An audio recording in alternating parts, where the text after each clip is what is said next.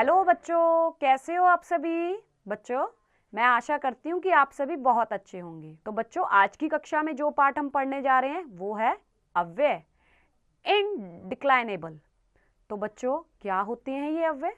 आइए पाठ शुरू करते हैं और जानते हैं कि अव्यय क्या होते हैं। अव्यय का अर्थ है जिसका व्यय नहीं होता, अर्थात जो प्रत्येक स्थिति में एक जैसे रहते हैं। अव्यय शब्दों को अविकारी शब्द भी कहते हैं, जैसे बहुत, जल्दी अथवा शीघ्र, परंतु आदि। परिभाषा: वाक्य में प्रयोग करने के बाद जिन शब्दों के रूप में लिंग, वचन तथा कारक आदि के कारण कोई परिवर्तन नहीं होता, उन्हें अव्यय कहते हैं। देखिए बच्चों, क्या होते हैं अव्यय? अव्यय वे शब्द होते हैं जिनमें लिंग, वचन या कारक के कारण कोई परिवर्तन नहीं होता। अब आगे देखते हैं बच्चों, अव्यय के भेद। Kinds of indeclinable. अव्यय चार प्रकार के होते हैं। कौन कौन से? क्रिया विशेषण, समुच्चय बोधक, संबंध बोधक, विस्मयादि बोधक। सबसे पहले हम देखेंगे बच्चों क्रिया विशेषण को। एडवर्ब, क्रिया की विशेषता बताने वाले शब्दों को क्रिया विशेषण कहते हैं, जैसे तेज, धीरे धीरे, जल्दी जल्दी, प्रतिदिन आदि। कछुआ धीरे धीरे चलता है। दादाजी प्रतिदिन घूमने जाते हैं। उपयुक्त वाक्यों में धीरे धीरे शब्द चलने की तथा प्रतिदिन शब्द घूमने जाने क्रिया की विशेषता बता रहे हैं, अतः ये क्रिया विशेषण है। देखिए बच्चों, आपको क्रिया का मतलब तो पता है, क्रिया मतलब काम, विशेषण मतलब विशेषता बताना। तो बच्चों, ऐसे शब्द जो क्रिया की विशेषता बताएं उन्हें हम कहते हैं क्रिया विशेषण। बच्चों, क्या बताते हैं इसमें ये बताया जाता है कि जो क्रिया है वो कैसे हो रही है, जल्दी जल्दी, आराम आराम से, धीरे धीरे। देखिए, जैसे मैं आपको बताती हूँ, कछुआ धीरे धीरे चलता है। अब चलना इसमें क्रिया हुआ। क्रिया की विशेषता बताई गई है कि कछुआ कैसे चलता है, धीरे धीरे। इसके बाद बच्चों, दादाजी प्रतिदिन घूमने जाते हैं। घूमने जाना क्रिया हुआ, और कैसे घूमने जाते हैं? प्रतिदिन। ठीक है बच्चों, तो ये दोनों ही शब्द क्या हुए? क्रिया विशेषण। आइए बच्चों आगे देखते हैं क्रिया विशेषण के पद। Kinds of adverb. क्रिया विशेषण के चार भेद होते हैं। कालवाचक, समयवाचक क्रिया विशेषण, स्थानवाचक क्रिया विशेषण, परिमाणवाचक क्रिया विशेषण, रीतिवाचक क्रिया विशेषण। सबसे पहले बच्चों हम पढ़ेंगे कालवाचक, समयवाचक क्रिया विशेषण। Adverb of time. जो शब्द क्रिया के समय का बोध कराते हैं उन्हें कालवाचक अथवा समयवाचक क्रिया विशेषण कहते हैं, जैसे पहले, सुबह, कब, अब, दिन भर आदि। उदाहरण: अभय दिन भर खेलता रहा। देखिए बच्चों, क्रिया विशेषण का पहला भेद है कालवाचक। इसका मतलब है जो क्रिया है वो कब हुई, टाइम बताया जाएगा इसमें कि जो क्रिया है वो कब हुई। जैसे कि देखो यहाँ पर बताया गया, अजय दिन भर खेलता रहता है। खेलता क्रिया हुई, और कब खेलता है? दिन भर। टाइम बताया गया ना। या फिर मुझसे पहले वह जा चुका था। अब जा चुका था कब बताया, टाइम क्या बताया? मुझसे पहले। तो बच्चों ये कालवाचक क्रिया विशेषण हुआ। आइए बच्चों आगे देखते हैं। अगला है स्थानवाचक क्रिया विशेषण। Adverb of place.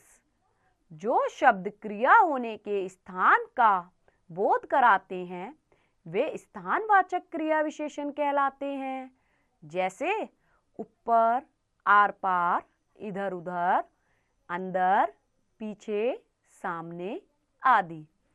उदाहरण: मेरी किताब मेज के ऊपर है। देखिए बच्चों, अब जो क्रिया हुई वो कहाँ हुई? है ना, स्थान बताया जा रहा है कि जो क्रिया हो रही है वो कहाँ पर हो रही है, तो बच्चों इसे कहते हैं स्थानवाचक क्रिया विशेषण। जैसे मैं बोलूं आपको, बच्चे इधर उधर भाग रहे थे, ठीक है।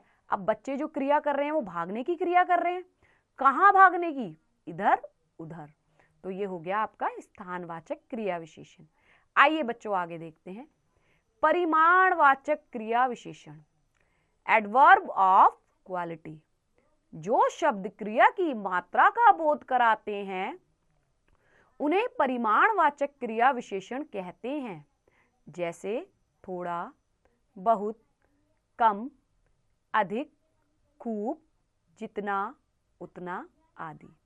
देखिए बच्चों उदाहरण, छोटा बच्चा बहुत रोता है।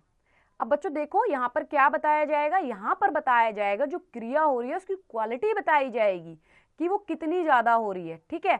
देखिए जैसे यहाँ पर बोला छोटा बच्चा बहुत रोता है, अब ये तो हमें पता चल गया कि रोता है, क्रिया हो गई, लेकिन कितना रोता है, बहुत। तो बच्चों ये हुआ आपका परिमाणवाचक क्रिया विशेषण। आगे आइए रीतिवाचक क्रिया विशेषण, एडवर्ब ऑफ मैनर। जो शब्द क्रिया होने के ढंग अथवा रीति का बोध कराते हैं उन्हें रीतिवाचक क्रिया विशेषण कहते हैं, जैसे अचानक, धीरे धीरे, गलत, झूठ, अवश्य, शीघ्र, बिल्कुल, चुपचाप आदि। उदाहरण, अचानक वर्षा होने लगी। देखिए बच्चों अब क्रिया किस तरीके से हो रही है, इसमें बताया जाता है कि क्रिया किस तरीके से हो रही है, अचानक, धीरे धीरे, जल्दी जल्दी, ये सारे ही शब्द इसमें आएंगे। जैसे मैं बोलूं दादाजी जल्दी जल्दी चल रहे थे, चलने की क्रिया हो रही है, लेकिन चल कैसे रहे थे दादाजी, जल्दी जल्दी। तो बच्चों ये हुआ रीतिवाचक क्रिया विशेषण। तो बच्चों आपको समझ में आया होगा क्रिया विशेषण। अब देखिए यहाँ पे विशेष दे रखा है, क्या विशेष है, क्रिया विशेषण की पहचान करने के लिए हम क्रिया के साथ 4 शब्दों का प्रयोग करते हैं, कब, कहाँ, कितना तथा कैसे। उत्तर में हमें जो शब्द प्राप्त होता है वही क्रिया विशेषण है, ठीक है बच्चों। ये बोला गया है कि अगर आपको क्रिया विशेषण की पहचान करनी है तो आप कब, कहाँ, कितना, कैसे, इस तरीके के प्रश्न पूछकर आप क्रिया विशेषण की पहचान कर सकते हैं। आइए बच्चों अब आगे देखते हैं, अगला है संबंध बोधक प्रीपोजिशन।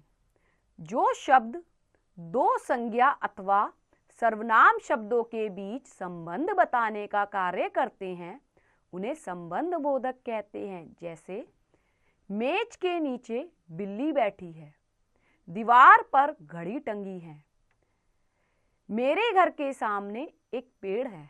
तो देखो बच्चों आपने इंग्लिश में पढ़ी होंगी प्रीपोजिशंस, ऑन, है ना, ऑन, ओवर, एट, तो उसी तरीके से हिंदी में होते हैं संबंध बोधक। इनका क्या काम होता है, ये दो शब्दों के बीच में, दो संज्ञा अथवा सर्वनाम शब्दों के बीच में संबंध बताने का कार्य करते हैं। जैसे कि अभी आपने उदाहरण देखे। अब देखिए बच्चों, उपयुक्त वाक्यों में रंगीन छपे शब्द के नीचे, के सामने तथा पर शब्द संज्ञा अथवा सर्वनाम के साथ आकर उनका संबंध दूसरे शब्दों से बता रहे हैं, अतः ये संबंध बोधक शब्द हैं।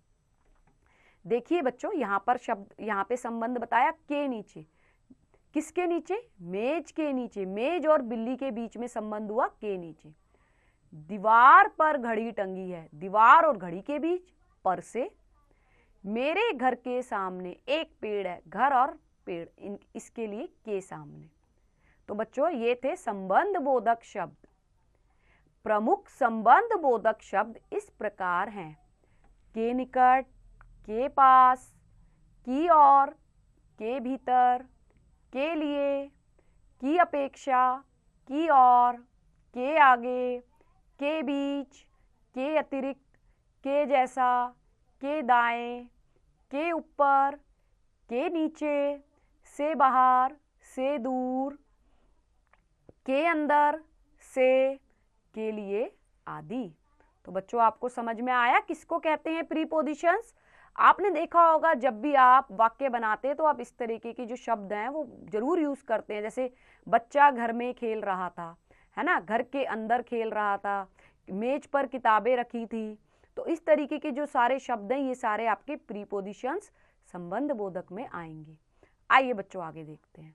समुच्चय बोधक कंजक्शन, जो शब्द दो शब्दों, वाक्यों अथवा पदों को आपस में जोड़ने का काम करते हैं उन्हें समुच्चय बोधक कहते हैं। जैसे मैं स्टेशन गया परंतु गाड़ी छूट गई। मनु और तनु बहनें हैं। मैं बाजार नहीं गई क्योंकि बारिश हो रही थी। राजा बीमार है इसीलिए वह दवा लेने गया है। उपर्युक्त वाक्यों में परंतु और क्योंकि तथा इसलिए शब्द दो वाक्यों को आपस में जोड़ रहे हैं, अतः ये समुच्चय बोधक हैं। देखिए बच्चों, समुच्चय बोधक शब्द क्या होते हैं? जो दो शब्दों या दो वाक्यों को आपस में जोड़ने का काम करते हैं। जैसे कि यहाँ पर देखो, मैं स्टेशन गया, गाड़ी छूट गई, ये दो अलग अलग वाक्य हैं, लेकिन हमने परंतु शब्द का प्रयोग कर कर दोनों वाक्यों को आपस में जोड़ दिया। अब यहाँ पे देखो दो शब्द हैं, मनु तनु, इन दोनों शब्दों के बीच में हमने क्या लगा दिया? और। मनु और तनु बहनें हैं। अब यहाँ पे देखो दो अलग अलग वाक्य हैं, मैं बाजार नहीं गई, बारिश हो रही थी, हमने इनको जोड़ दिया किसकी मदद से? क्योंकि की मदद से। राजा बीमार है इसलिए वह दवा लेने गया है। तो बच्चों ऐसे शब्द जो दो वाक्यों या दो शब्दों को आपस में जोड़ने का काम करते हैं उन्हीं को हम क्या कहते हैं? समुच्चय बोधक। देखिए बच्चों, अब प्रमुख समुच्चय बोधक शब्द इस प्रकार हैं, लेकिन, इसलिए, बल्कि, किंतु, परंतु, तथा, या, कि, चाहे, ना, अन्यथा, एवं, मगर, इस कारण, नहीं तो, ताकि आदि। तो बच्चों समझ में आया आपको किसे कहते हैं समुच्चय बोधक शब्द? आगे आइए बच्चों, आगे देखते हैं। विस्मयादि बोधक इंटरजेक्शन। कभी कभी वाक्य में ऐसे शब्दों का प्रयोग किया जाता है जो हर्ष, शोक, आश्चर्य, घृणा, क्रोध तथा प्रशंसा आदि के भावों को प्रकट करते हैं। ये शब्द ही विस्मयादि बोधक अव्यय कहलाते हैं। देखिए बच्चों, कई बार आपने देखा होगा कि आप अचानक से कुछ अच्छा देख लो, है ना, तो आप क्या कहते हो कि वाह कितना सुंदर बनाया है। या फिर कोई दुख भरी खबर सुन लो, है ना, शोक वाली, जैसे कि हे भगवान ये क्या हो गया। या फिर घृणा वाला, कुछ आप गंदा देख लो या फिर कहीं गंदगी देख लो तो क्या बोलते हो आप? छी। तो बच्चों ऐसे भावों को प्रकट करने के लिए जिन शब्दों का प्रयोग किया जाता है उन्हें हम कहते हैं विस्मयादि बोधक शब्द। ठीक है बच्चों, आइए मैं उदाहरण से आपको बताती हूँ। वाह क्या खुशबू है। हे भगवान मेरी सहायता करो। छी यहाँ कितनी गंदगी फैली है। तो बच्चों देखा आपने। और बच्चों ये जो शब्द होते हैं ये हमारे मुंह से अचानक निकलते हैं और इन शब्दों के बाद हमेशा विस्मयादि बोधक चिन्ह भी लगाया जाता है। देखिए बच्चों, जैसे एक डंडा और उसके नीचे डॉट। उपर्युक्त वाक्यों में वाह, हे भगवान तथा छी शब्द मन के किसी ना किसी भाव को प्रकट कर रहे हैं। जैसे वाह शब्द उत्साह को प्रकट कर रहा है, हे भगवान शब्द दुख को प्रकट कर रहा है तथा छी शब्द घृणा को प्रकट कर रहा है। अतः ये सभी शब्द विस्मयादि बोधक हैं। तो बच्चों मैंने अभी बताया ना आपको कि ये हमारे मन से निकलने वाले अचानक वाले भावों को प्रकट करते हैं। आइए बच्चों, अब आपके लिए यहाँ पे विशेष दिया गया है, देखते हैं क्या है ये विशेष। विस्मयादि बोधक अव्यय वाक्य के शुरू में आते हैं। इनके आगे विस्मयादि बोधक चिन्ह लगाया जाता है।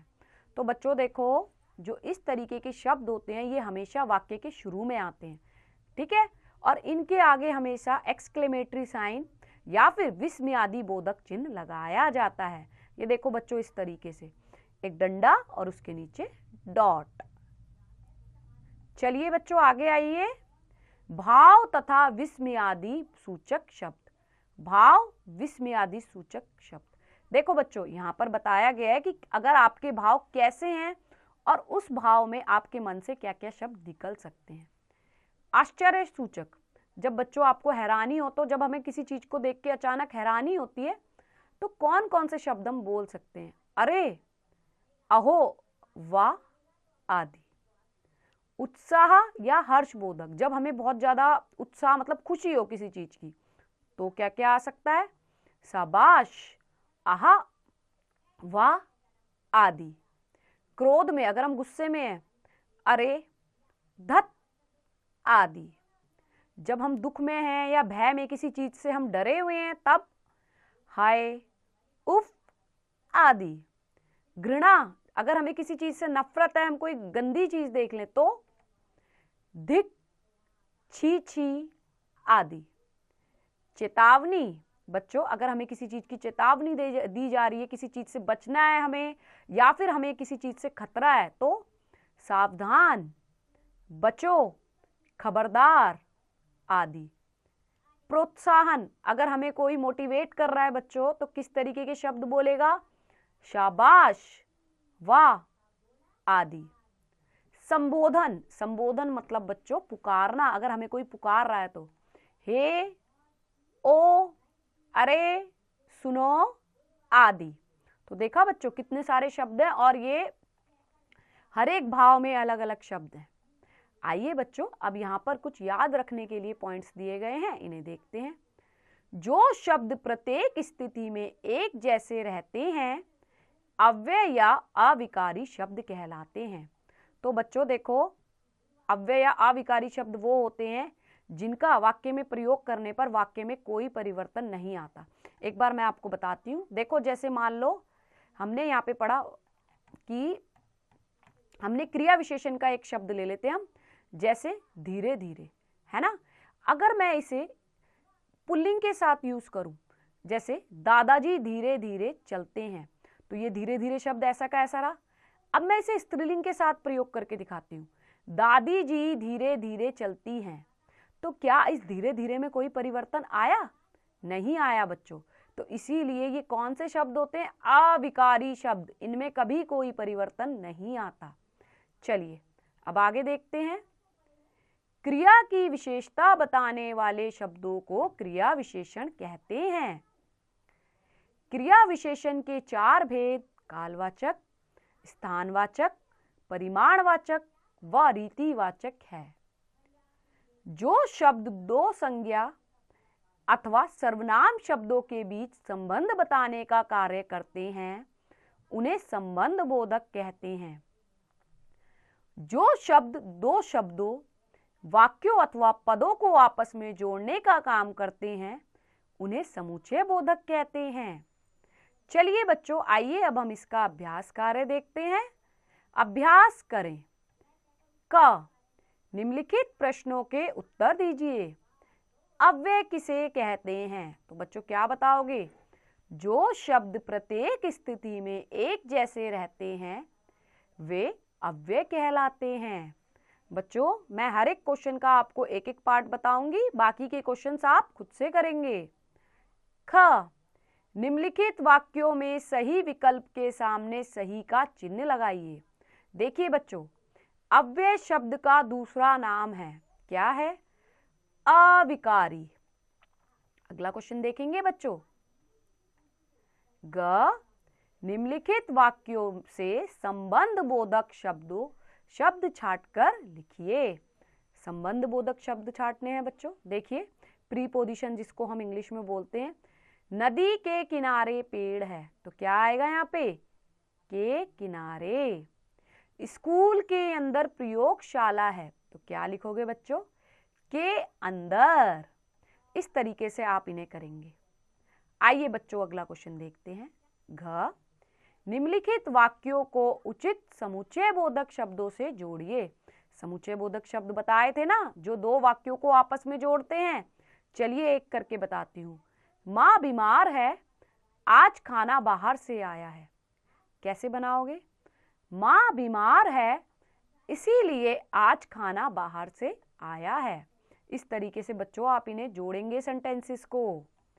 आइए चलिए, अब यहाँ पर आपके लिए क्रियात्मक गतिविधि दी गई है, तो देखते हैं इसमें क्या करना है। चित्र देखकर रिक्त स्थानों की पूर्ति कीजिए। देखो बच्चों, एक चीज यहाँ पर सब जगह एक्सक्लेमेटरी साइन लगा है, मतलब विस्मयादि बोधक चिन्ह लगा है, तो इसका मतलब आपको यहाँ पर विस्मयादि बोधक शब्द ही भरने हैं। देखिए, ये खतरे का निशान है, मतलब कोई हमें सावधान कर रहा है, तो क्या लिखेंगे यहाँ पे? क्या लिख सकते हो आप? सावधान, आगे खतरा है, या बचो, आगे खतरा है। इस तरीके से यहाँ पे ये दुख को प्रकट कर रहा है। दुख के लिए भी मैंने बहुत सारे शब्द बताए थे आपको, है ना? तो इस तरीके से आप इसको खुद से करेंगे बच्चों। तो बच्चों, ये अध्याय यहीं समाप्त होता है। मैं आशा करती हूँ कि आपको ये पाठ अच्छे से समझ आया होगा। अब आप एक बार इसकी प्रैक्टिस खुद से कीजिए।